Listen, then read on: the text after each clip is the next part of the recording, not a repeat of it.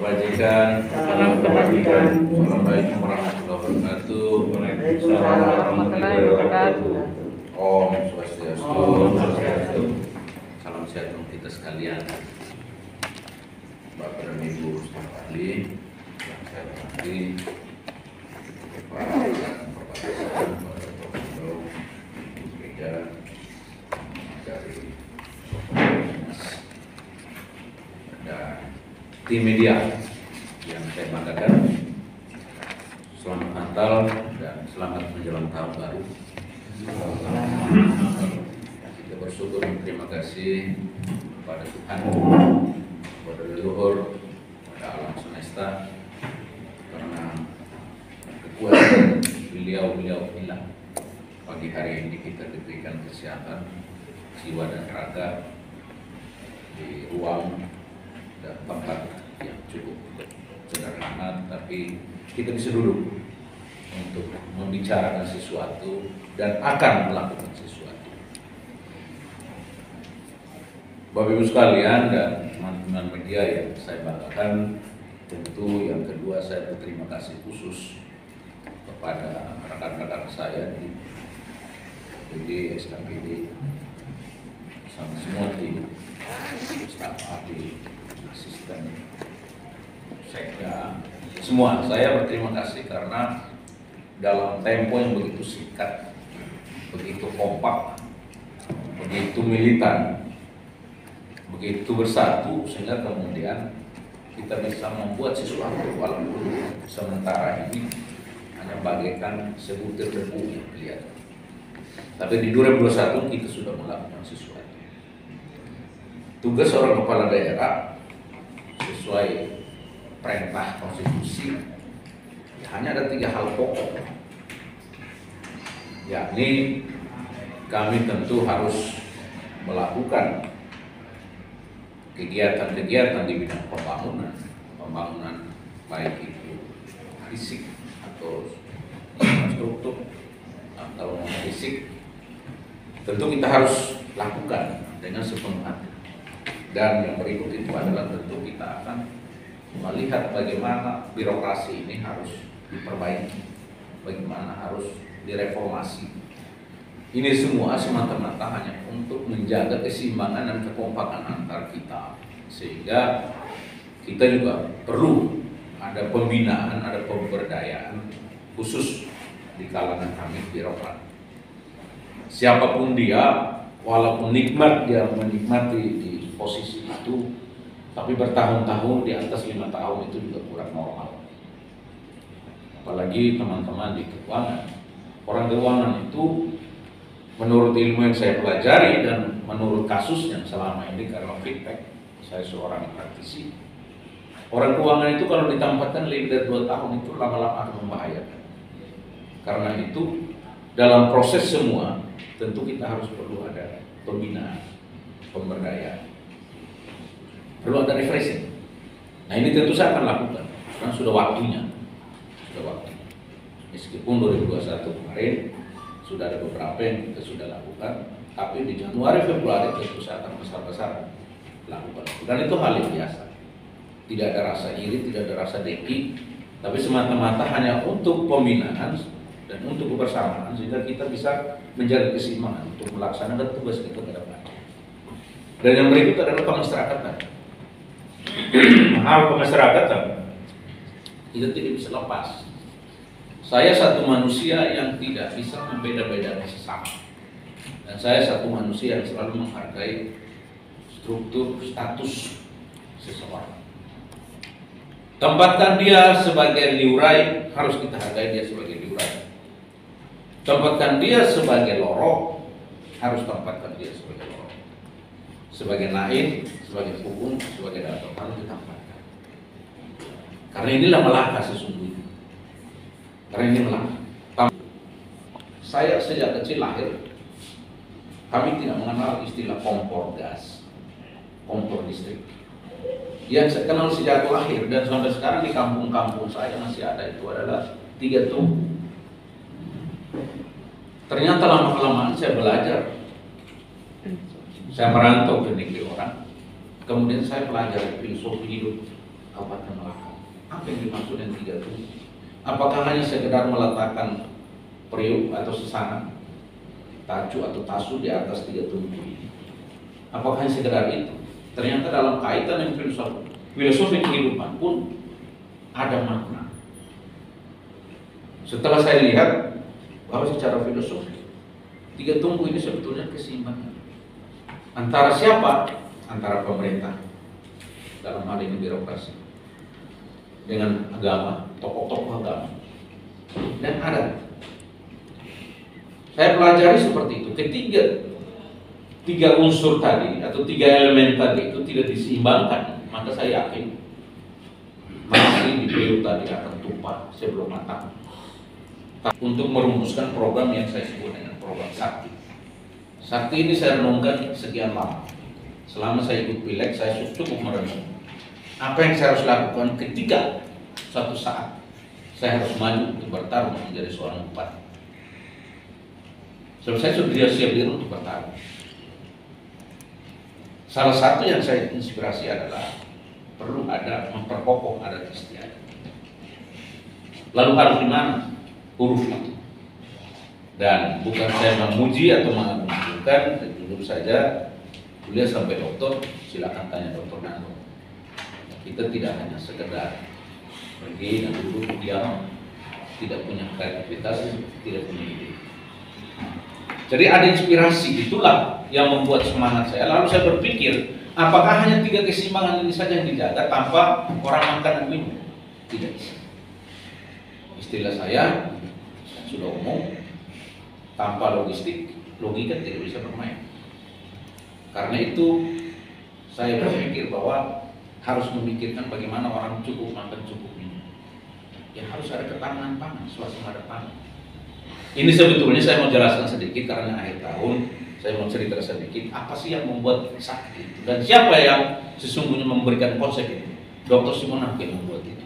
Tanpa campur tangan siapapun, tanpa intervensi siapapun, tanpa konsep dari siapapun. Pure my mind. Murni pikiran saya. Karena benar saya mengabdikan diri saya untuk apa? Kan saya berpikir kalau dia menatau hai, pasti yang menang. Oh ada karena atau hai pasti habis. Lalu apa konsepnya? Ya harus menyiapkan ketahanan pangan. Supaya merumuskan satu akronim yang menarik, saya buatkan dalam bentuk akronim yang saya singkat dengan Sakti. Makanya Sakti itu saya katakan menyediakan swasembada pangan. Adat istiadat, memperkokoh adat istiadat. Tapi kenapa harus ada toleransi? Kenapa harus ada seni budaya di belakang AI? Ya karena kalau orang cukup makan, budaya dipertahankan, dia pasti punya kreativitas. Kabupaten Melaka sampai hari ini tercatat kabupaten yang kurang inovatif. Saya minta untuk tim jajaran APD selesai ini masuk Januari kita kerjakan untuk supaya kita bisa mengejar kriteria bagaimana inovasi itu. Jangan sampai kita menjadi pemimpin media cukup bagus, tapi tidak mendesain sampai akhirnya kabupaten disebut kabupaten kurang inovasi. Ini kan tantangan. Stunting juga kita sangat lemah. Ini juga menjadi tantangan. Nah, jadi itu sebetulnya hanya sedikit latar belakang mengapa ada Sakti. Sehingga kalau singkatnya kan Sakti itu S itu menyiapkan swasembada pangan, A itu memperkokoh adat istiadat, toleransi antar umat beragama, kemudian seni budaya olahraga, lalu A itu kualitas. Nah kualitas itulah saya juga terinspirasi. Bagaimana Anda dikategorikan dan sebagai manusia yang berkualitas? Ya tentu harus disiplin. Bagaimana supaya disiplin? Ya saya tidak akan menegur OPD saya. Kalau tiap hari saya keluarkan kata-kata hanya kata kotor, hanya kata kasar. Begitu telepon pasti saya ingin minta sesuatu. Ya saya tidak akan bisa berbuat sesuatu buat bawahan saya. Karena istilahnya bagaimana? Selamat pagi Pak Wakil. Bagaimana kita bisa? Saya lagi. Bagaimana kita bisa menegur? Bisa menegur bawahan kita, saya bisa menegur wakil saya bisa menegur OPD saya. Kalau saya sendiri kotor, pikiran saya kotor, mulut saya kotor, tindakan saya kotor, ya tidak akan bisa berhasil. Berangkatlah mulai apa yang saya lakukan dengan Pak, kita dulu harus berbuat sesuatu. Dia bertanya, apa itu Pak? Kita harus audit. Adik siap untuk jadi pengawas? Siap Pak. Kita lakukan audit yang disebut dengan strategi kerja. Kenapa harus lakukan itu? Karena tadi kan tidak bisa menyapu kotoran dengan sapu yang kotor, kecuali sapu yang bersih. Tidak bisa menegur orang lain kalau saya sendiri pencuri, saya sendiri penipu, pembohong. Itu kan tidak boleh. Karena itu langkah yang saya dengan Pak Ginto lakukan itu harus audit. Kami audit, lalu kita perintahkan kepada inspektorat untuk melakukan kegiatan audit. Dan dapatlah ada temuan untuk desa 5.740.593 100,44, untuk OPD 3.151.613.916, total 892.207.016.44. Itu yang kita lakukan. Lalu pertanyaannya, apakah Pak SNKT berhenti sampai di situ? No. Kemarin saya baru perintahkan inspektorat audit bagian umum. Audit. Jadi saya tidak berhenti. Selama SNKT memimpin Melaka, audit ini akan terus dilakukan. Karena kita yang bersih. Kita yang bersih. Ambil yang menjadi hak kita, bukan hak kita jangan diambil. Nah, itu satu kegiatan yang kita sudah lakukan di tahun 2021. Lalu, apa stop di situ? Ya tidak bisa. Bagaimana Anda mengukur kualitas SDM? Apakah hanya dengan kebersihan lingkungan, kebersihan diri, tidak korupsi, tidak menipu, tidak berbohong? Tidak hanya sebatas itu. Harus menyiapkan di bidang kesehatan. Kita perlu ada kartu Melaka Sehat. Sehingga ketika orang bermasalah di kartu Indonesia Sehat, orang bermasalah di BPJS, solusinya dengan kartu Melaka Sehat. Kalau tidak ada teman-teman saya wartawan pergi berobat, kemudian kartunya tidak diaktifkan atau sistem lalu salah, harus solusinya apa? Kita kasih solusi. Lalu bagaimana strateginya? Kami integrasikan saudara-saudara kita yang punya KTP Melaka dengan program BPJS. Jadi sudah pemerintah potong anggaran untuk kasih di BPJS, tapi masyarakat Melaka harus terus mendapat pelayanan untuk pengobatan gratis. Itu kami sudah lakukan. Lalu bagaimana? Apakah hanya sehat saja? Ototnya saja dijaga sehat? Perlu otak. Otak juga mesti cerdas. Sehingga dia ucapkan sesuatu, dia lakukan sesuatu, itu cerdas. Itu. Karena tadi dia sudah beradat, juga dia harus cerdas. Ya kita siapkan kartu Melaka cerdas. Makanya kenapa harus pakai kartu Melaka cerdas? Ya pikiran kami itu. Orang harus berpikir cerdas. Orang pintar banyak, pintar menipu, pintar bohong, itu orang pintar. Tapi orang cerdas tidak akan melakukan itu. Orang pintar banyak. Saya bisa pintar bohong terhadap wakil saya. Wakil saya juga bisa pintar bohong terhadap itu orang pintar. Tapi apakah dia cerdas? No. Karena beda. Orang pintar orang cerdas itu beda. Maka saya tidak setuju dengan kartu Melaka atau kartu Indonesia Pintar. Saya lebih suka dengan kartu Melaka cerdas. Karena orang pintar banyak. Kita itu jangan sampai plesetkan. Jadi saya memilih kartu Melaka cerdas.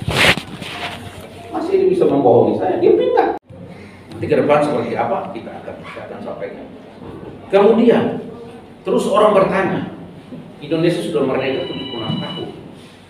Lalu apakah kota Melaka seperti aku masih seperti yang dulu? Tidak dong. Itu lagu. Lagunya aku masih seperti yang dulu. Tapi pembangunan tidak boleh aku masih seperti yang dulu. Ya harus ada yang nampak. Mungkin orang lain merasa kecil. Tapi bagi saya habis gelap terbit terang, dia perlu traffic light, sehingga perlu ada ketertiban berlalu lintas, perlu ada penataan kota, orang tidak parkir sembarangan. Masuk Januari, saya dengan Pak Kim sudah siap untuk menggerakkan. Langsung kami turun tertibkan mobil-mobil yang masih berdiri di pinggir, kita suruh masuk ke terminal supaya tertib, orang lihatnya rapi. Traffic light perlu hati-hati. Itu kan mencegah juga kejahatan. Karena kalau tidak ada lampu merah, dia copet dompetnya Mama Tres, dia kabur saja kan nggak ada lampu merah. Kiung, itu siapa mau tangan dia? Ini kan pikiran saya, bukan soal belakang masih sedikit kok sudah ada traffic light. Tidak dong, kabupaten kan traffic light gimana sih pikirannya? Itu pikiran anak pintar, tapi anak tidak cerdas. Pintar mengatakan ngomong, tapi anak tidak cerdas.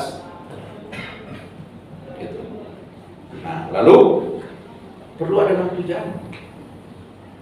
Karena kalau traffic light saja, 3 warna itu saja, tampak penerangan di pinggir, ya lama-lama juga orang bisa makan, itu bisa kabur juga. Ini ada apa? Nah itu kita lakukan. Dan kita juga lihat, apakah gedung dewan yang ada harus saya dengan Pak Kim biarkan, supaya lapor kontraktor dulu, cari-cari kesalahan terdahulu, untuk hari-hari kita tidak berkontak. Ngapain itu barang bermasalah kok diperbaiki? Iyalah, itu kan bukan asetnya pendahulu saya, itu aset negara, aset daerah, dibangun pakai uang daerah, nggak boleh ditelantarkan, harus diperbaiki. Kita mau sewa sampai kapan rumah orang? Malu kan? Dari satu kabupaten sewa rumah orang untuk jadi gedung dewan. Saya dengan Pak Kim Tole punya hati, punya rasa. Saya diskusi lama, gimana gitu? Gimana kalau rasanya memang kita bereskan, kita bereskan, harus dibereskan, nggak bisa. Kita bangun, lalu kita buat program menjadi program Budias. Karena anggaran kita terbatas, kita tidak bisa congak untuk langsung teken kontrak 6 bulan beres.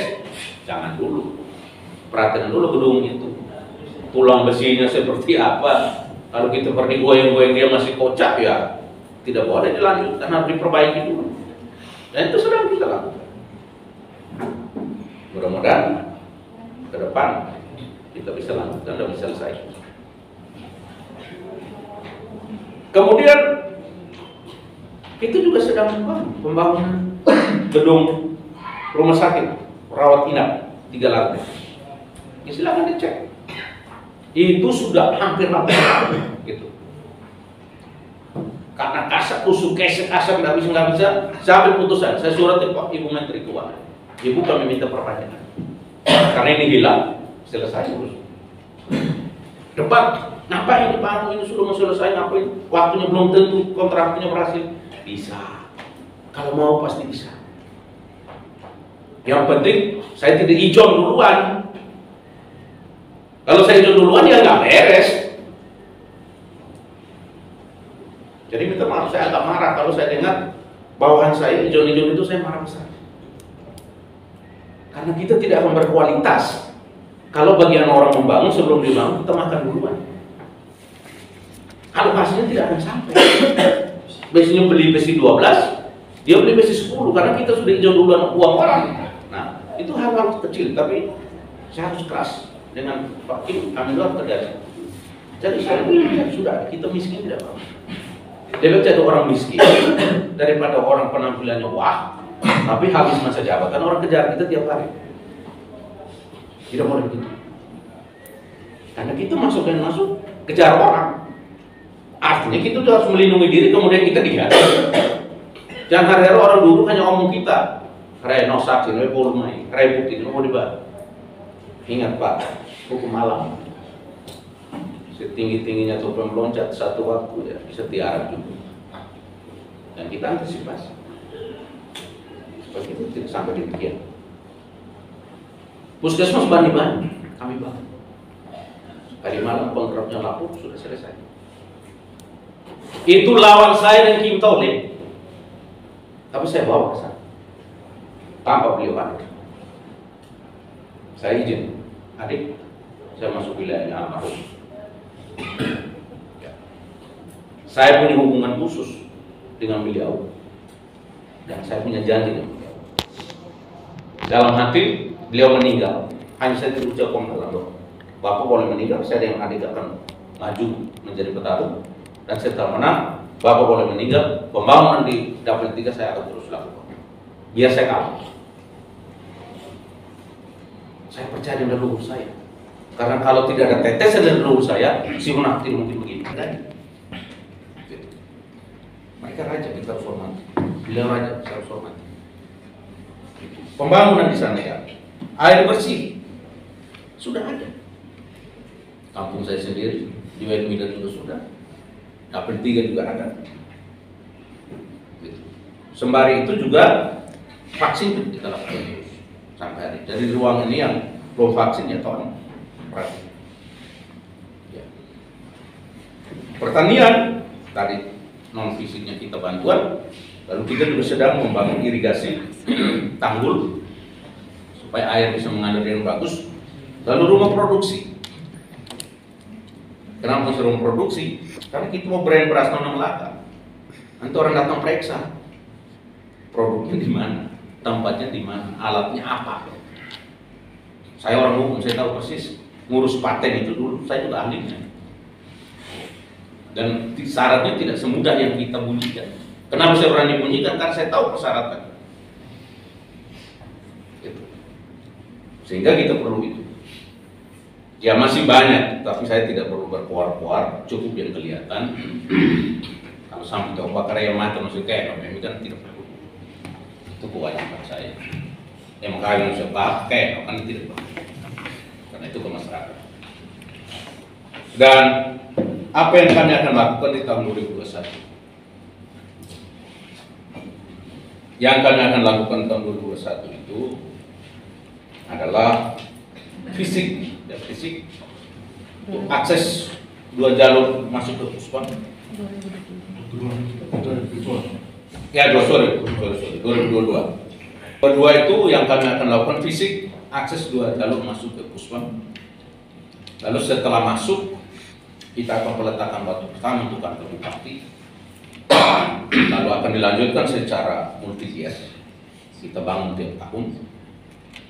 Puji Tuhan, alhamdulillah, insya Allah, astung kare kita bisa mimpi bisa kita selesaikan di awal 2024, sehingga sebelum pilkada kita sudah bisa tempati.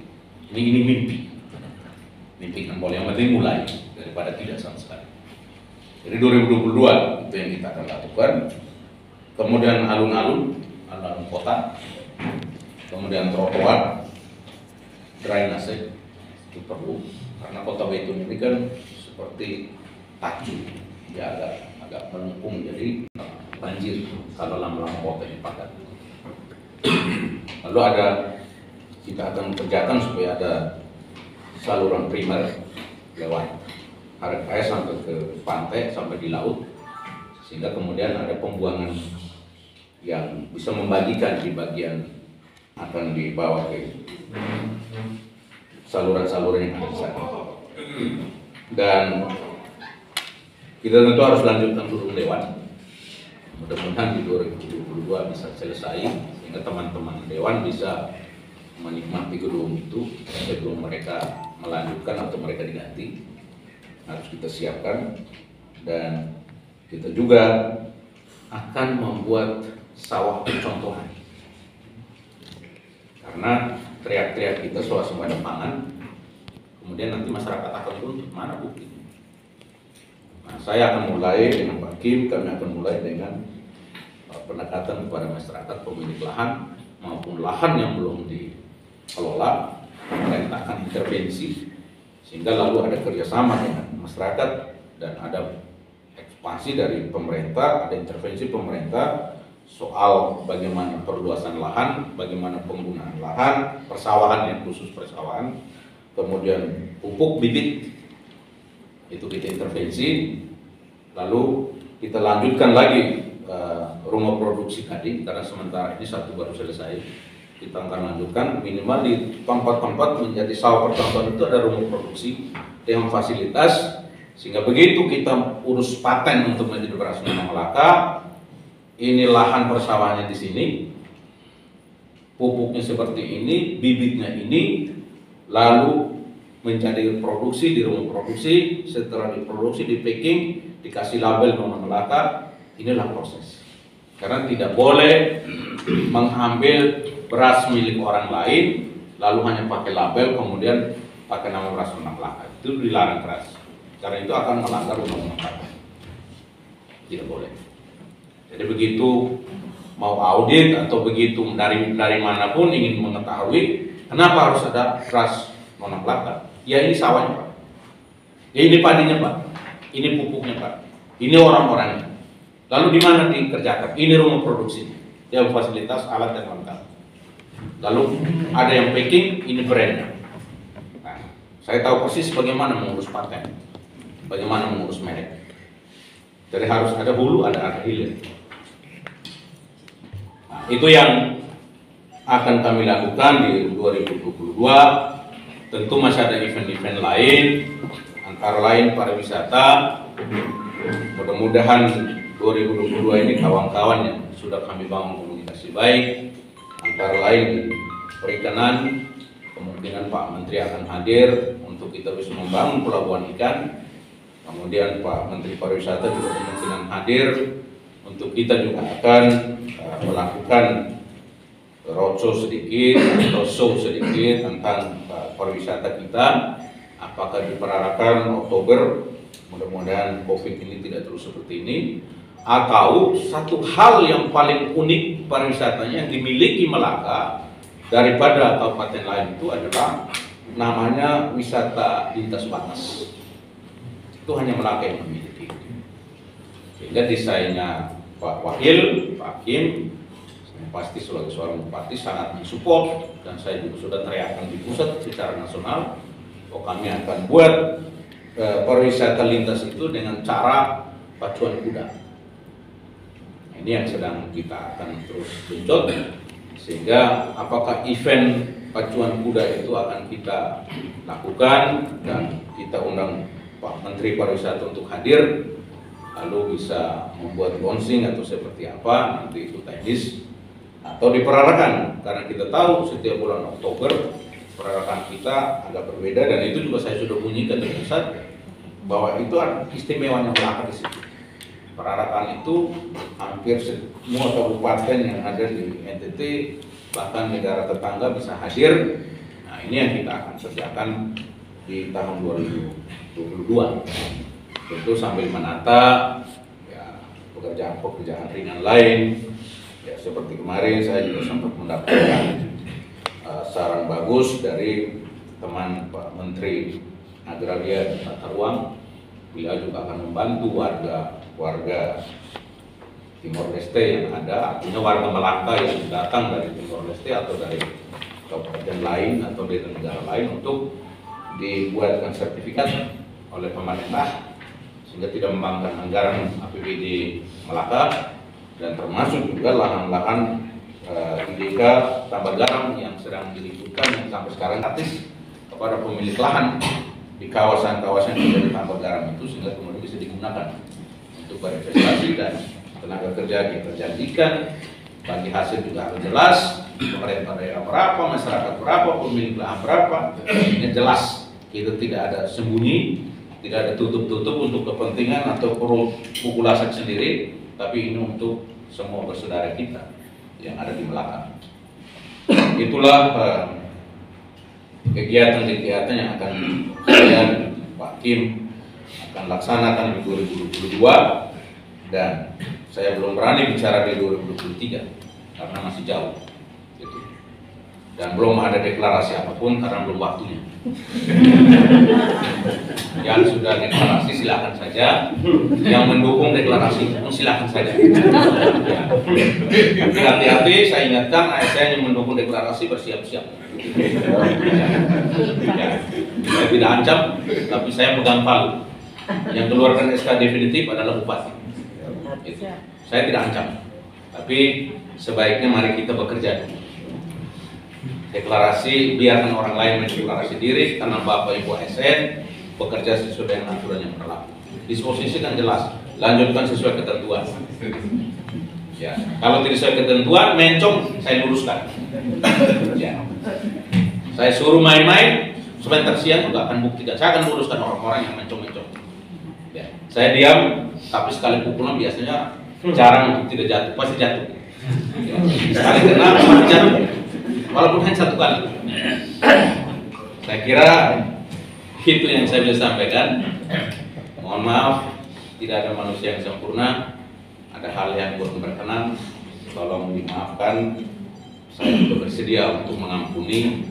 Seperti yang selalu saya katakan, menjaga persahabatan itu hanya melalui bagaimana komitmen kita menjaga sesama, bagaimana menjaga rahasia antar kita, bagaimana memberikan pengampunan kepada orang lain, bagaimana ada waktu luang untuk bisa melayani sesama.